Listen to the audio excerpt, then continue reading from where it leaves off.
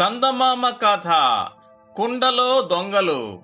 ఒక ఊళ్ళో రంగన్న అనే ఒక కుర్రాడు ఉండేవాడు. పంతులను ఏడిపించడంలో, దుండగాలు చేయడంలో రంగన్నను మించిన వారు లేరని పేరు పొందాడు. అయితే రంగన్నకు శరీర బలం ఉన్నంతగా బుద్ధి బలం వికసించలేదు. ఒక రోజున రంగన్న తల్లి కలకండ తెచ్చి ఇంట్లో దాచింది. ఆ దాచటం రంగన్న కంటపడింది. దానిని ఎలా అయినా కాజేయాలని వాడికి బుద్ధి పుట్టింది.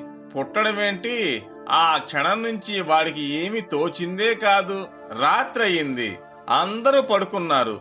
రంగన్న తల్లికి కూడా నిద్ర పట్టింది.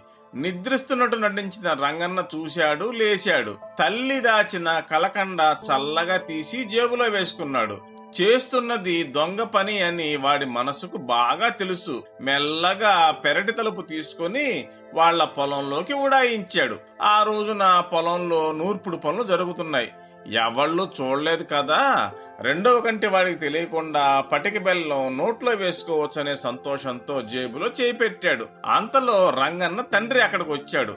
రంగన్న బెత్తరపోయి ఆ కలకండ ముక్క గభీమని అక్కడ దగ్గరగా ఉన్న నీళ్ల కుండలో పడేశాడు. రాత్రంతా పొలం పని చూసుకున్నాడు రంగన్న తండ్రి. తెల్లారొచ్చింది. పడుకుని ఉన్న కొడుకును లేపి ఇంటికి పోదాం అని పిలిచాడు.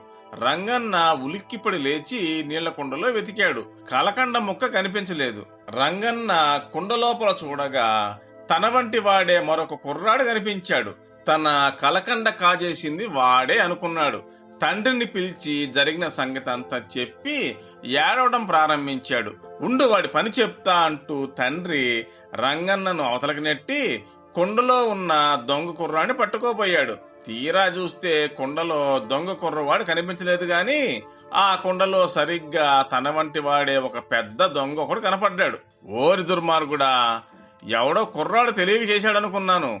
ఇంత పెద్దవాడవు, ఇన్నేళ్లు నెత్తి మీదకి వచ్చి నీకే పుట్టిందా దుర్బుద్ధి? చిన్న బిడ్డల నోటి ముందడిది తీసుకుంటే పాపం చుట్టుకుంటుందనే భీతి అయినా లేకపోయినే ఇస్తావా లేదా అని గద్దింపసాగాడు.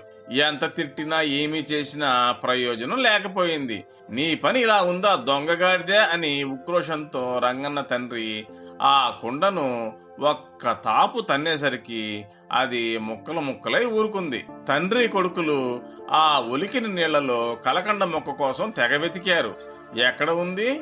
కలకండ ఎప్పుడో కరిగిపోయింది.